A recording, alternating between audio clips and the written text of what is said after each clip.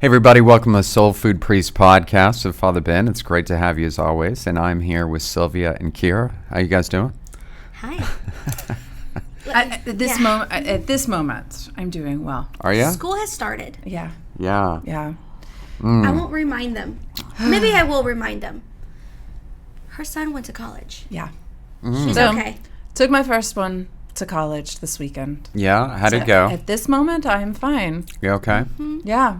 So, how are the other kiddos doing with the oldest being gone? The 5-year-old is distraught. Really? Like, you cannot show him Oh. a picture of his oldest brother, or he will burst into tears and say, I miss Gabriel. Wow. So I'm like, get rid of all pictures because this kid's going to be crying like all the time. Yeah. He might have to go through therapy in a few years That's about it. Well, I told you what happened when I left the house, right? And most moms are like real weepy. They threw a party. I heard they Yeah, threw a my party. parents like painted the house, changed the numbers on the house. They were like lock. Yeah, then- your dad does kind of. No, I'm kidding. Yeah. But not really. And everybody remembers Gianna because she was on here. And Yeah. so, like, you know, we would be talking and she's like, he's not dying. He's just Yeah. going to college. And we're like, Of course, girls would do that. yeah. I'm like, oh my gosh. But I like, so we take him and it's good. It was fun. We had a good day, setting up his dorm. Everything was fine. I didn't go over the top. It was perfect. And so it was all fun. So we do the goodbyes. Okay. Weepy. Then I walk into a Blue Coast burrito. We're going to grab a burrito before we hit the road to head back home. All of a sudden, a song plays on the radio that Here it comes. I had not, like, I used to sing it to him when he was a baby. Uh-uh. And then all of a sudden, like, the flashback came. And I'm in Blue Coast burrito. I've already, okay, here's how I want my burrito and everything. And I get to the very, very end. This song comes on. Hadn't listened to it in years. Hadn't thought about it in years. It just pops on. And all of a sudden, I'm like, and I just start weeping. And the You woman's, hug the burrito? As you, Well, I mean, really. so the woman, Yeah. she looks at Yeah, me. right. She looks at Yeah. me and she goes, do you want chips or a drink? And I'm like,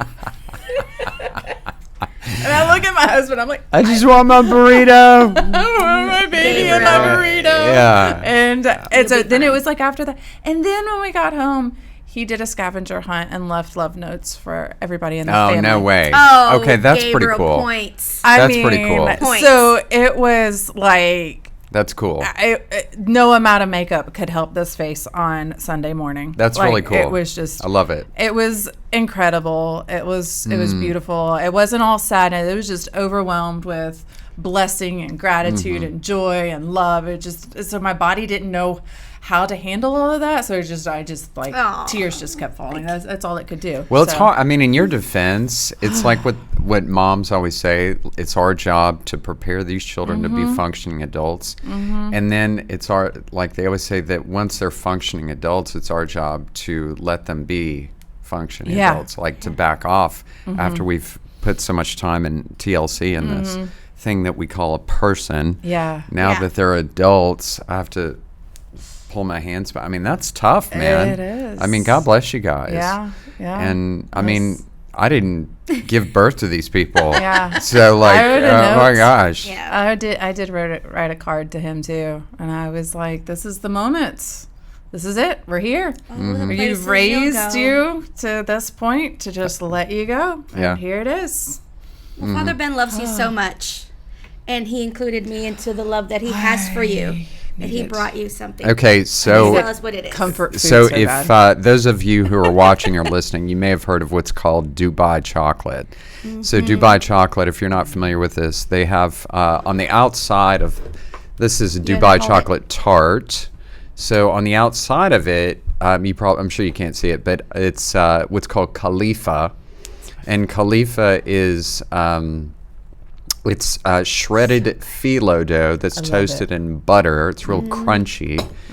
And so usually what they do with the Dubai chocolate is they mix it with pistachio paste, typically from Italy, and then chocolate. So they call it Dubai chocolate. So if you get one and you break it open, in the middle it's green and crunchy.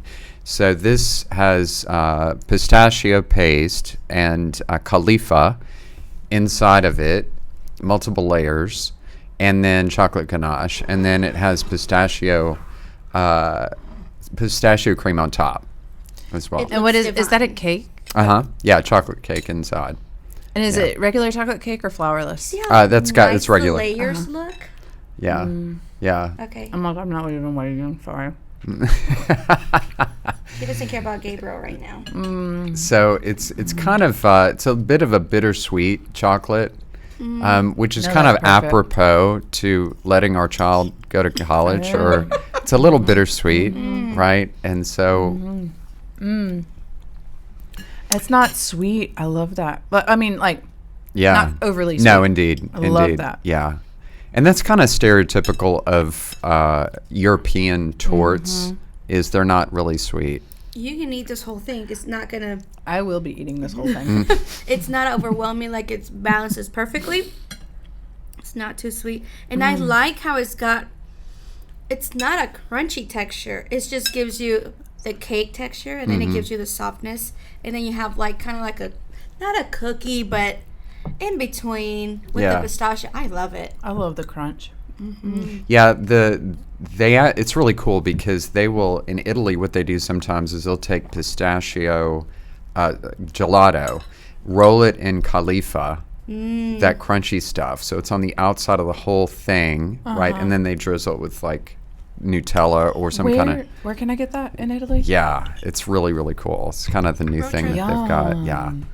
And, but it's good because I think people like different textures, right? So you guys are talking today as I. Well, I don't know. This might be all on him.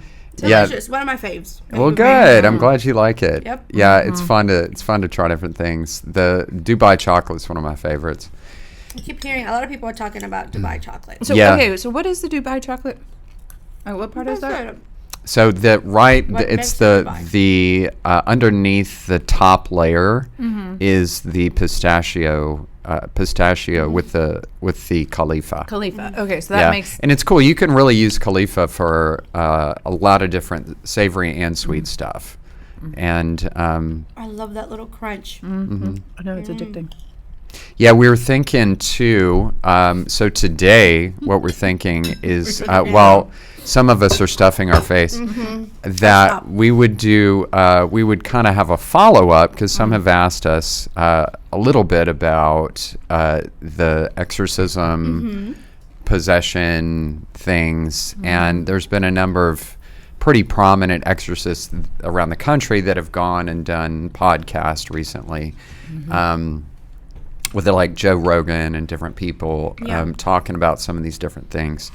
And so I've had quite a few requests, like questions about this. And so we were thinking maybe we kind of do a follow-up to some of these points that we've talked about on our earlier podcasts. So if you want to check out some of the earlier podcasts, we do talk about some of these basic things.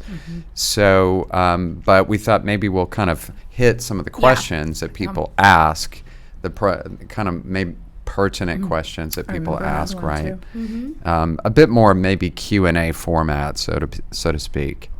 So what is something that I guess the most asked question that we might not have on our list, but that you always get related to this topic? Yeah, what typically happens, like with us, is they'll say, like people.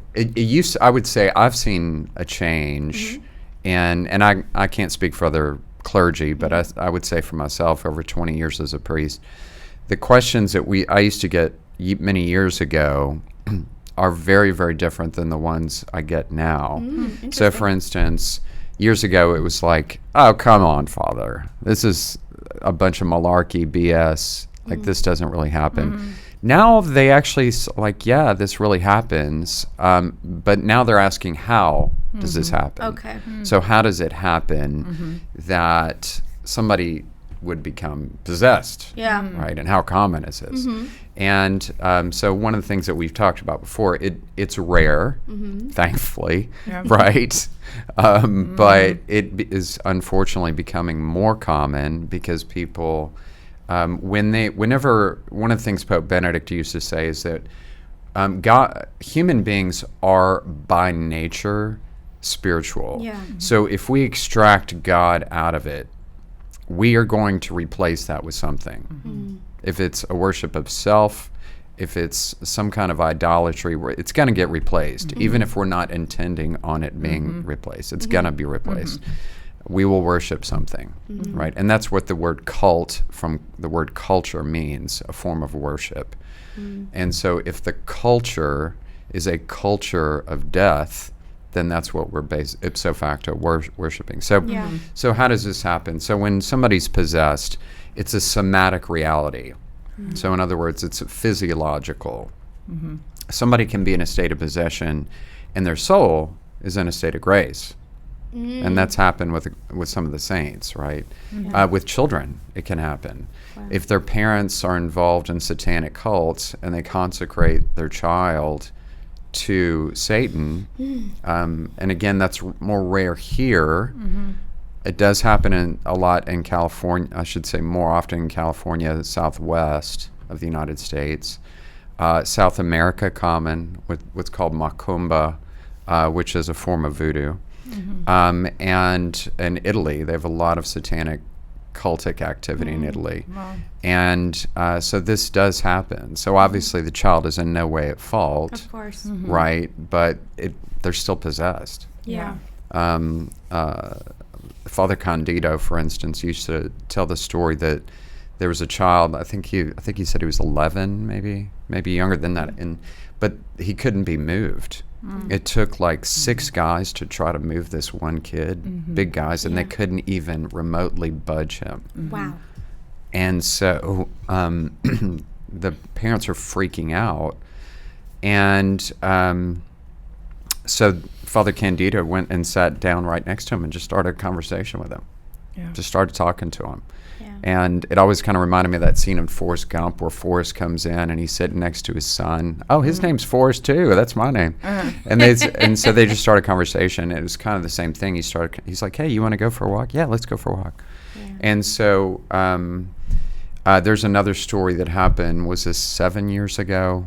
Where the Exorcist of Indianapolis, and people think that I'm crazy when I tell this story, but it is a well-documented case.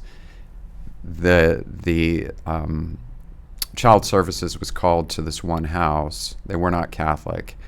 A single mother with 2 children, and the child, they became possessed by an infestation. There's a talisman in the house, like an amulet that had been buried there with a curse on it. And I know it sounds crazy, but it's true. They walked into the house, and the child was sitting Indian style on the ceiling, upside down. And then, so they got the child out of the house and brought the child to the offices. Lord, Same thing happened there. So this is kind of what I mean when I say this becomes a somatic reality. So an exorcism is not it's not a sacrament. It's a blessing. And there's a major and minor exorcism. So this would be a major exorcism, whereas a minor exorcism would be involved in a baptism. And so, and the catechism and even canon law delineates between these two. So, so what an exorcist is trying to do is to extract the somatic reality of the demon from the body, right? That's basically what's happened. And so, and it's and that can take long time. It's not like second window, please drive around. I mean, it can take a long time.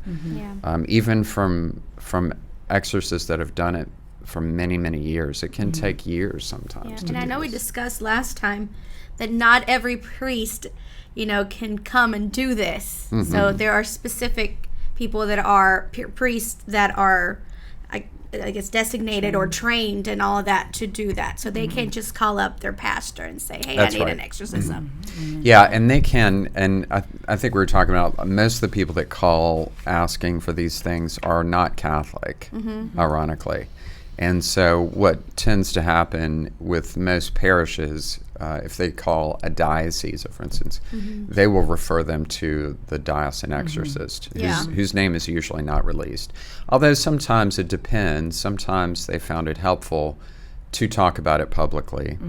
But if even the guys that talk about it publicly will say that it's in some ways not beneficial to do that, because they're so it's a tidal wave of people, and 99% of the time they do not need an exorcist. So that was one thing that I was, because people hear this about possessions and exorcisms and everything like that, and think that it's just something that's done to you without your permission, right? And so just clarify that for us, so that way people don't walk around in just constant fear, thinking that there's a demon just lurking that can just take over you. So if you could clarify that, so people aren't. Yeah, exactly. And there's a lot I could say there, but in brief, an exorcist can never do an exorcism without the person's permission, right? And it's an obvious point, right? It's like Jesus himself, like he talks about. He says, I'm paraphrasing, but he says that someone can have a demon, it's exorcised. It's not the word he uses, but it's sent out, cast out, and then it goes and gets more of its buddies, its demon buddies, and it comes back and he says the situation's worse now than it was before. Right? I mean, Mary Magdalene, we're told in the Gospels, had 7 demons cast out of her. So, it's so they have to want it. They have to make, and every exorcist will say 2 things. Sacraments are light years more powerful. And also the biggest obstacle is trying to get them to change bad behavior. And because people can easily go into making consistently bad choices. An analogy would be, imagine a family that's living hand to mouth. They're barely feeding their kids, and they use the little money they have to get a tattoo, right? Or an expensive cell phone or something like. Okay, this is clearly not a prudent use of funds, right? I need to be feeding my child, not getting a tattoo.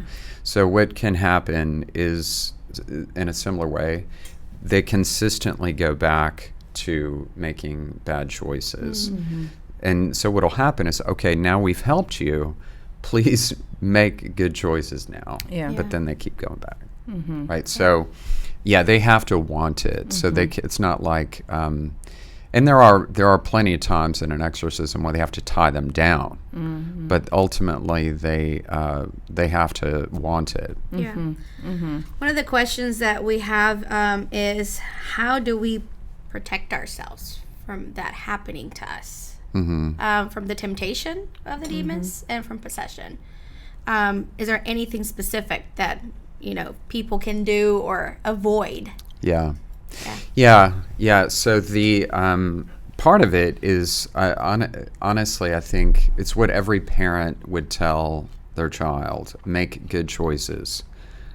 When we drop our children off at college, make good choices, right? And making prudent decisions, not spending time, not surrounding oneself with people that are leading us the wrong way. Okay, so for instance, not making sure that we're trying to surround ourselves with people that are trying to lead us closer to God. But a lot of times we see this a lot, for instance, with immigrants from different countries, is that a lot of times people, if they don't know their faith, they easily will buy into other bad faiths. I'm praying to God. God is not listening clearly, because I've been asking him for the same thing for years. So what I'm going to do is go to a palm reader or something like this. And this absolutely opens people up to problems. And it may not even be for them. Maybe it's for the children or the house or something. and that's how this happens. Porn is the consistent desensitizing of oneself means that we are very, very weak when real temptation hits. And so, which again is another opening. So maybe it's not, okay, one person makes one consistent bad decision, but they are desensitized over time, and then they begin to gradually lead to other things, right? And again, this full possession is rare, but there's typically 5 levels, as we've talked about on another podcast, of demonic activity in the world. So there would be temptation, infestation, obsession, oppression, possession, with the last meaning what we're talking about, the somatic reality, right, the bodily. With infestation tends to be a location or an object. If an object is cursed, like I was talking about a talisman or something, we hear about that in the Old Testament, for instance, in the book of Kings. Necromancy, also we hear about in the book of Kings. Worship of the dead, voodoo, we would say, right? And obsession, oppression, where there's a consistent darkness that overwhelms somebody. This is very, very different. It can be similar to manic depression, but that's a different thing. That's why it's one of the reasons why exorcists will always work with a team of people to make sure, okay, this is just manic depression. Okay. Right. So it's very, very different. Oppression, it can happen. Again, Jesus himself refers to this numerous times. He says where a demonic entity can physically really hurt people physically. So that does happen. And again, this is rare, but it's more common. So one of the things that I think is very hopeful is that 2 things. Number one, we're seeing a huge flood of young people coming back into Catholicism. Number one. Number two, we're having these discussions now. It's not as taboo anymore. It's not taboo. This used to be so taboo. I mean, again, not so long ago, I remember this as a priest, that people were like, that is the stupidest thing. I cannot believe these idiots believe this stuff. I mean, and these were priests, these were bishops that were saying this stuff. And so these are theologians teaching in seminaries that were so. I mean, I think I told you guys when I was taking the exorcist course in Rome in 2015. There's 200 exorcists in the room, and the very first thing in the panel asked is, "Raise your hand." He was talking to all the exorcists. He said, "Raise your hand. How many of you guys ever studied this in the seminary?" 200 guys, not one single hand went up. Oh Lord! Not one. So this was totally taboo. Nobody. So it's a completely different scenario now. And I credit a lot of that to Benedict XVI and John Paul II, because they were like, no, we're going to discuss this. We're going to educate these people. We're going to empower them to make these decisions. And the bishops that stood in their way were very quickly said, no, this is going to happen per canon law. And so we were all very happy to see that. And I like that word you used there, to empower basically the people, because that is one misconception that a lot of people have, is that we tend to think that the demons and the devil, we tend to give him more power than what he really has. And they have no power over us unless we make those bad decisions. And we start to open up the doors and start to hand over some of that. But because of Christ, they don't have that power over us. It's just we willfully make those decisions. And so reminding people, empowering people about the sacraments and the power of the sacraments and all of that and the faith, and that you also have a lot of power in your own will and intellect, and using that for good. You're going to be okay. That's right. And and to your point too, Khira, I think it's worth pointing out, when people learn about these things, they actually have more faith, not less. Yeah. Correct. Because I think a lot of people would think, oh man, I just don't want to do that. It freaks me out, Father. And so they kind of want butterflies and rainbows. Yeah. Right? But here's the deal, like, if you really want to grow in your faith, learn about this stuff. Yeah. Yeah. I mean, really, because it's you have a bigger picture. And it is worth pointing out, too, is Catholicism is taught for literally 2,000 years, going back to the Apostle John, and when they were dealing with what's called Gnosticism at the time, is these are not equal fighting entities like a yin and yang thing. Right. Okay? That's actually heretical. So we don't believe that. What we believe is that Satan is in no way, shape, or form a threat. In fact, the demons themselves have admitted that they've lost. I mean, that's why when Jesus goes to cast them out, they say, "Have you come to torment us before the appointed time?" They know this has happened. Yeah. Right. They know this, and so we're not talking about competing powers here in the sense of equality, but we are doing battle. Ephesians 6, St. Paul says our battle is not with flesh and blood, but with principalities and powers. St. Peter says, be sober, be alert. Your opponent, the devil, prowls like a roaring lion looking for someone to devour. So this is a reality that we're doing spiritual, but it's not with competing equalities, is my point.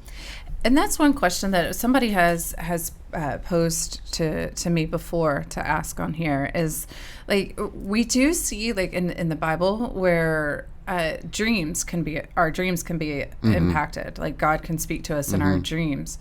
And you even think about your own thoughts, and all of a sudden you'll have this impeding thought that comes in. You're like, oh, I didn't want to think that. How did that come in? So do angels and demons have the ability to impact our dreams and our thoughts and communicate through that? Yeah, no, it's a good question. So they cannot ever control our will unless we give our will over to them. And what they can control, what they can influence greatly, though, is to the extent that our will is weakened. So it would be, imagine, have you ever seen The Shawshank Redemption? The movie The Shawshank. So Andy Dufresne, the way he escapes from Shawshank prison is he tunnels this huge tunnel, right, that took him years to chip away. And it was behind a poster, right? And that's kind of, by way of an analogy, what happens is they chip away at our will, or at our kind of weakening it down to where we finally just say, whatever, to hell with it. Right? And that's kind of what happens. It becomes a death of 1,000 cuts, so to speak. And does that make sense? Yeah. Yes. So, like, to your question about dreams, so what happens is when one has consistently weakened their will by exposure to things that are not good for us. Again, Jesus himself refers to this.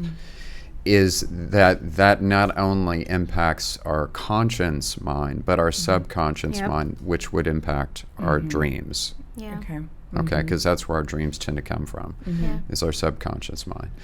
And the mind itself, as we've talked about before, is immortal, very different than the brain. Although they're connected, they're two different things. One is mortal, one is immortal. So they cannot control our will. Ultimately, we make our own decisions, but they can weaken it by death of 1,000 cuts, to where we just basically don't have the strength anymore to withstand. And that happens. That's often what happens with a possession, is they get to a point like they can't fight it anymore. Yeah. And this happens. It's again, by way of analogy, it's not uncommon. Anybody that's gone through AA will usually attest that they were at a point where they thought, I've come this far. Yeah. Why not just go out with a bang, Mm-hmm. right? They just don't have the strength to fight it Yeah. anymore. And then they hit rock bottom, whatever you want to call it, but that can happen. Yeah. So it's, and the question is often raised to your point, can they read our thoughts? They can influence our thoughts, clearly. Yeah. And so our guardian angel, for instance, is always trying to bring us to a deeper sense of truth that sets us free. Yeah. And truth brings freedom. And so so we see this going kind of both ways. But I think one of the things, I guess maybe just the final point I would make to that's good for people to remember, I think, is these things always happen in subtleties. They never happen right up front, usually. 99% of the time, it happens in subtleties. It's a subtle veneno in a cafe, like poison in the coffee, where we began to drink the Kool-Aid of entitlement. I've had a long day. I might as well just look at this on the internet. Hey, look, I know plenty of people, for instance, let's say I'm a pilot.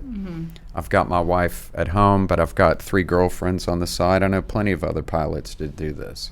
So they begin to develop the Kool-Aid, drink the Kool-Aid of entitlement. I'm entitled to this. What's the problem? I wouldn't have to do this if you had not let yourself go, honey. So they begin to rationalize this type of behavior. And usually by comparing themselves to other people. I'm actually doing pretty good compared to that one. I mean, I know that, Lord, you really should be looking at this guy.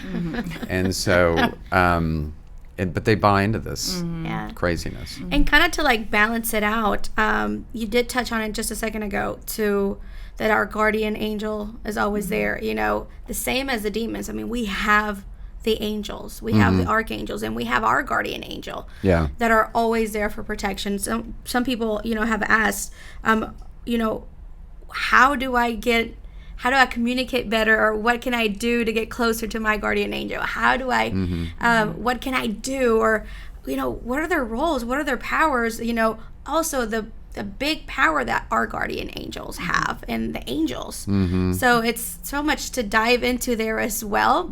But I mean, we've got a whole other positive side to all the demons. We have the angels. Yeah, 100%. So that's what I'm like. So, that's your answer. I'm like, this is the part I want to hear. Yeah, it's really cool. I mean, granted, somebody could say you're biased, Father Ben, because you're a Catholic priest. Okay, I am biased, admittedly, but my bias aside, one of the most amazing things about Catholicism, and it is worth pointing out about Judaism too, because they have a long tradition of belief in the angels, is our teaching on angelology and demonology, and the understanding of the ontology of angelology. What does that mean? It means the being as understood by the angels. As St. Thomas in the Contra Gentiles, he talks about that every angel is its own species. And there's 9 groups or 9 choirs set up in 3 tiers, 1, 2, 3, 4, 5, 6, 7, 8, 9.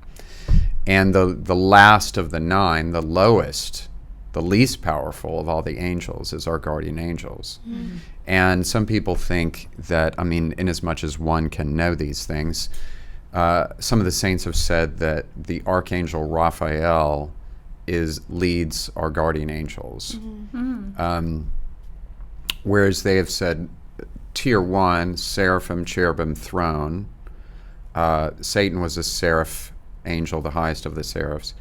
Seraphim, cherubim, throne, the first tier would be taken up with the adoration of God. Dominions, virtues, powers, second tier, would be taken up with the functioning of the visible universe. And and whereas the last three, principalities, archangels, angels, would be with the care of humanity, so to speak. So now it's funny, if one mentions this, it is worth pointing out. Aren't you? I'm so Sorry, like, I'm like, yeah, right. I know, I could go people- on this for hours. People at home are like, No, on the opposite. well, it's Let me it refill is this. Keep going. I know. I might take It is- another bite. it is like with tier 2. Yeah. Seraphim, cherubim, dominions, virtues, powers. So, like I said, that traditional angelology would, some quarters of it would say that they're taken up with the ordering of the universe. We take for granted that the Earth is orbiting around the sun. Yeah. Right, the heliocentric theories, the belief, right? We just take that for granted. Now, if again, I want to point out here, the church has a long history of supporting the sciences, right? Keeping in mind that there's over 30 craters on the moon named after Catholic priests. I mean, we have a long history of supporting the sciences, and so we would not negate. That does not, our belief in tier 2 of the angels would not negate in any way. Actually, I would argue it complements Okay. very much what we know is revealed scientific fact. So some who would be materialists would say, okay, that is cray-cray, that you would even believe that the angels have anything to do with this. So just want to say that up front, okay? Nor, I'll be honest, would I fault them for saying that. There's much that we don't know. Yeah. There's much that we don't know. This is to some extent speculative. On the other hand, it's based in a long tradition, and I think that there's validity to it. So the early church fathers have said that when God created the physical world that we know, the universe as we know it, the Genesis one, that he created the spiritual at the same time, with the angels having been given a one-time free will decision, which we talked about. Yeah. Whereas we have a whole lifetime, they had a one-time in or out, right now decide, right? And there's no go-backs, right? They cannot go back and change. So, yeah, whereas the last tier, the last group, would be taken up with the ordering of the care of humanity. And we believe every country in the world has its own guardian angel, basically, for that one country. Yeah. And so, yeah, the teachings of angelology are very, very rich. And like Gregory the Great, Thomas Aquinas, certainly Augustine, John Paul II talked, I mean, all of them, the saints, Catherine of Genoa, talk a lot about this reality. And one day we will see our guardian angels. We will see them. And so it's... Watch it be like a little short Mexican, like, old lady. Like, I know, I right, always had right. you, mijita. I know. Querida hermosa. Verdad. Verdad. She's going to be like this is sweet little old Mexican yeah. lady. Hey, I'll Look, take it, like, man. I love it. I'll take it. Like Clarence on It's a Wonderful Life. Oh. Yeah. Instead, you probably have like this gigantic. Oh, that'll be Yeah. so cool. Yeah. Yeah. I Yeah. had you, little Yeah. You were like, Yeah. your guardian angel was like, you thought I was a little Mexican woman. Yeah. Yeah. Now, mine's going to look like Yoda. I'm going to see him and he'd be like, dude, you're killing me, man. You're All killing your me. life. Yeah. And I was like, I told you 7 times. yeah. Yeah. I know. I think I get the sense I'm going to get to heaven. This is great. And my guardian angel be like, he's all yours, Lord. I I'm did done. your job. I'm on done. vacay. I'm I'm going to be in done. Florida for the next 3 millennia. I love it. I love So it. one I love never it. knows. But So along with that, a lot of people do get get all of this, talking about angelology and demonology and Yeah. all of that. And so, the big question for a lot of people is, Yeah. can humans become angels? Or when we die, do we become angels? And I think we've addressed this before, but it's always good to kind of People do ask, reiterate yeah. because, we seen tend to, kind of as a way of coping through grief, a lot of times people will say angel they watching earned over their you. wings, Yeah. and so, so that's it. According to actual church teaching, what is the church teaching on that with regards to humans and angels, and will we become one? Right. Yeah. So we don't become angels because angels are pure spirits, which means they're not meant to be embodied. We are meant to be embodied. And going back to the beginning, this is one of the things that really pissed off Satan so much, is that he saw what the second person of the Trinity was going to become embodied. Yeah. And this is one of the reasons we hear in Genesis 3, what's called the proto-evangelium, the first gospel, that Satan went after the offspring of the woman. Revelations 12, and then goes after the offsprings of the woman in Genesis 3 too. And whereas Genesis 3, the offspring is singular, Jesus, Revelations 12, it's plural, us. So point being with that is that, so we are meant to be embodied. So we have a soul, not a pure spirit. The soul is spiritual, but it's meant to be embodied. So when we die now, before the second coming, what's called the eschaton, soul separated from the body, when Jesus comes back, will be re-embodied again, right? So, so whereas our guardian angels were never meant to be, to have bodies. Yeah. Yeah. But we can But they become can- saints. And they, Yeah. Yeah. So along with that, because you were talking about like the supernatural, and a lot of our culture, you can tell believes in the supernatural because of all the shows, and there's all the where they that's go right. into places that seem to be haunted. Oh, yeah. I or, stopped watching those shows. Nope. I watched Yeah. Friends right after. I need some laughs after Yeah, seriously. So along with that, can angels manifest as humans, or can angels or even demons manifest as humans, or do things as if they had a body, like good be able question. to, move objects, be able to talk, or to do the things that we can do with a body? Can they do that? They can. Yeah, so we hear a number of times in Scripture that an angel becomes embodied. Like, for instance, in the book of Tobit, which Protestant Bibles do not have. So we hear about in Catholic Bible, the book of Tobit, where the Archangel Raphael becomes a physical person that Tobiah and his dad were talking to and got to know pretty well. And that is they can move objects, and that does happen. And for both angels and demons, that does happen. And one never quite knows. I mean, how many times in our life that we may have encountered someone who was an angel in a bodily form. And again, I'm fully aware that materialists, that people that can only what I can see is what matters. Yeah. They would have a very, very hard time with that argument. And yet the truth is, if you talk to a lot of these people privately, they do have the same questions, and they do struggle with this. I mean, I was telling our people recently, not to go off into this, but I was telling them recently that I remember I was at a Christmas party some time ago. This is a number of years ago. And there's all these people mulling around. And somehow I started a conversation in the corner with this one man, a very nice man, who was an atheist.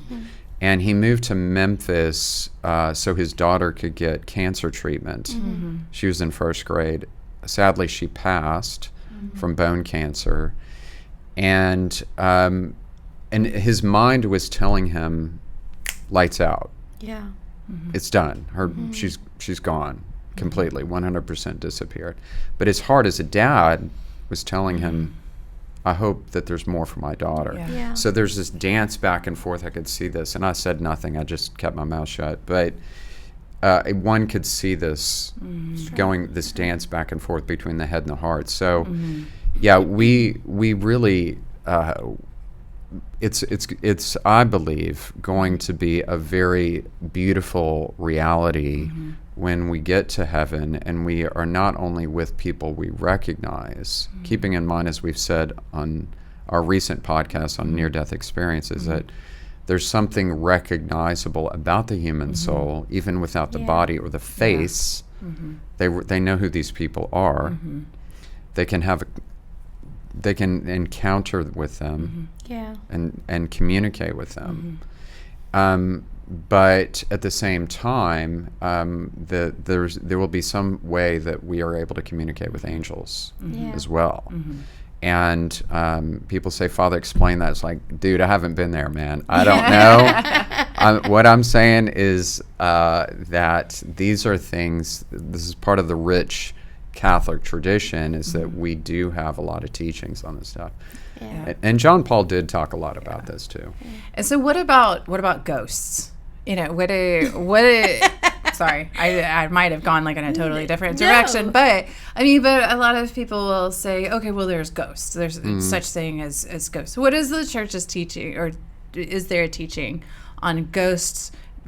And does it differ from angels and demons, or is it the same, or what's happening there? I'm loving this episode.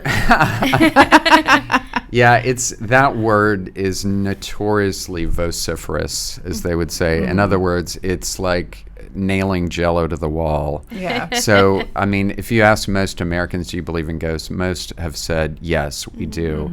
But if you ask most Americans, what is a ghost? They'll be like, man, I don't really know. Like, it's like Casper. Like, they don't really know, right?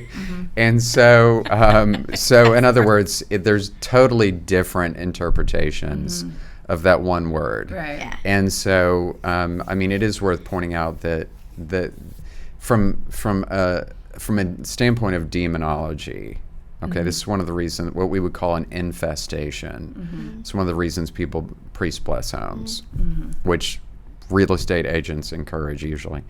And so, just saying, even non-Catholic ones. And so,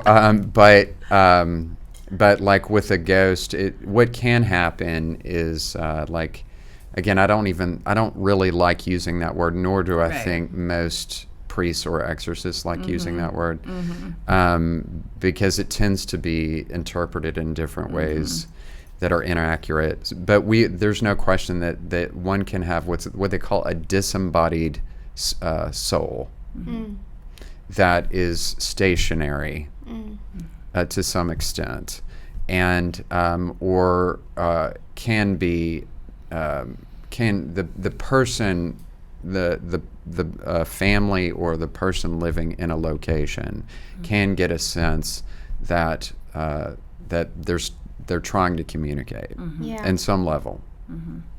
There's also no question. There's no question that certain phenomena can happen when there is both a positive or negative soul and or spirit present. I mean, I think everybody would agree with that, right? I mean, for instance, exorcists would look for, with a certain infestation, you'll walk through a room and there's literally an 80-degree temperature change within a room. I mean, you see this if you ever seen the movie The Exorcist. The Exorcist, you can see their smoke. The breath looks like smoke coming out, right? I mean, and that actually happened. If you read the real journal, that actually happened. So, sometimes exorcists will attest to like extraordinarily horrible smells in a certain location with a certain presence, a thick darkness that just kind of weighs heavy on people, right? And I would argue there's certain people, certain leaders in the world today that tend to surround themselves with, like, people feel heavy around them. Anyway, Yeah. but yeah, to answer your Agree. question, I think that they're I would not want to use that word, Yeah. ghosts, Right. but I would say more what they call disembodied souls. Yeah. And correct me if I'm wrong, but my understanding of this disembodied soul is, if it is somebody who has deceased, and they are trying to communicate with their family, that's only because God is allowing that to correct. happen. Correct. In order to help them Correct. get to heaven, attain heaven. It wouldn't be someone who is just here to just scare the daylights out of everybody, because once they've been deemed to hell or chosen hell, they're in hell. Like they're not going to come back. Only the demons can still come around the earth, but or roam around the earth. But if it is someone who has been deceased and they're trying to communicate, God is allowing that communication to happen in order to help them get to heaven. Or a saint could manifest and to try to get a message to other people to encourage them to get to heaven and to change their ways. That's and right. Get to heaven. So Yeah, that's exactly right. And so Jesus tells the story of the rich man and Lazarus, the rich man being in hell, speaking to Abraham. Clearly, the rich man could not speak to his brothers. He's speaking to Abraham, you go tell them. And Abraham's having this dialogue with the rich man in hell, whereas the Lazarus was in heaven. yeah. So, on the other hand, one of the things that we hear about, if I'm not mistaken, the book of Chronicles, is the story of Saul, King Saul, at the very end of his life, falls into necromancy, the worship of the dead, and he tries to communicate. He tries to communicate with the dead, and which is a big no-no. It's a sin against the first commandment. And again, we were talking about, to your point, Sylvia, how do we open ourselves up? That's one thing that is asking for trouble. Exactly. Right? When we pray for the dead, we ask them to pray for us, right? But that's totally different than trying to summon the dead, Correct. right? And that's what we don't want to do. So I think, if I'm not mistaken, I think Saul he summoned the prophet Samuel, if I'm not mistaken. And so he comes back. Samuel comes back. He's like, "Why are you bothering me?" And so it's like, amen. But yeah, it's so yeah, that there would be kind of that delineation. That's awesome. And so is this, and you were an angel for bringing this today. Yeah, butter helps everything. Khalifa helps everything. So I was listening to the Exorcist Files, which is Oh yeah, super interesting. Super interesting podcast. It's really interesting. But one of the priests, the exorcist priest on there today, actually I was listening to it today, said that one confession holds more power than 100 exorcisms. And I was like, oh, that's such a cool, just, I don't know, it gives me chills. I mean, like, what extreme and glorious power God has given the church to, to empower us and to ensure we can get to heaven. It is not impossible, and we, so I just thought that was such a cool point. Yeah. So. Oh my gosh, 100%. And that even better than this. Yeah. I mean, and trying to make good decisions, as we were talking about, consistently trying to make good decisions, which for most of us is like turning an aircraft carrier, just takes a long time. Yeah. And so, trying to make good decisions so I have another bite. Yeah. Should I eat the whole piece? I think that's a good decision. Yes. Well, Good decision. this makes me happy that you guys like it. Oh my gosh, it's so good. Yeah. So So good. Good. This is why we wear, flowy clothes. Yeah. The Khalifa is your friend. It's your friend. good. Yes. Yeah. Well, I'm glad. Thank you guys for bringing these up, and thank you to everyone that asked these questions. Look, I'm not an authority on any of this stuff, but I can't. But I do know how to read. Okay, so everything that we talked about today, one can access this, and get to it and unpack it. And it's all 100% available to us. Actually, we really can read a lot from not only reading the catechism, but the footnotes on the catechism. And as Khira and I were talking about before, the July, if you're interested in this, July and August of 1986, Pope John Paul II gave Wednesday audiences on angels and demons, and it's very, very accessible. It's not like high theology, right? It's really cool stuff. It's good reading. So, Well, thank you, Padre. cool. Hey, listen, thanks for joining us. Don't forget to put soul in your food and give food to your soul. God bless you.